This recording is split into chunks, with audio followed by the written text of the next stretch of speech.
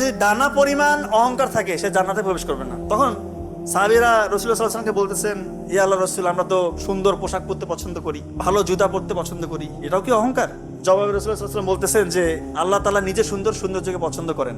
অহংকার হচ্ছে সেটা, কেউ যদি সত্যকে প্রত্যাখ্যান করে এবং অহংকার বশত কাউকে অবজ্ঞা করে। আমাদের মধ্যে এরকম নাই? আমরা সামান্য টাকা পয়সার মালিক হয়েছি, গাড়ি বাড়ি কিনেছি, একটু ফেম হয়েছে, একটা বড় পজিশন হোল্ড করছি, নিজের মধ্যে অহংকার জাগ্রত হয়, মানুষকে মানুষ মনে করি না, নিজে যার সাথে চলেছি ফিরেছি তাকে একটু নেগলেক্ট করছি। এরকম হয় না?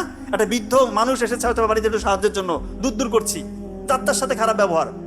ভাই, এই ক্ষমতা থাকবে না, একদিন সবাই বিদায় নিয়ে নেবো এই পৃথিবী থেকে। সত্যি কথা বলছি, অহংকার করেন না, আল্লাহ তাআলা রাজি খুশি হয়ে যাবে। আপনি যত বিনয়ী হবেন, আপনার অনেক কিছু আছে, ক্ষমতা আল্লাহ তাআলা যথেষ্ট দিয়েছে, পজিশন দিয়েছে, টাকা পয়সা দিয়েছে, আপনি বিনয়ী, আল্লাহ তাআলা কি কমাবে? আপনার বাড়িয়ে দিবে ইনশাআল্লাহ।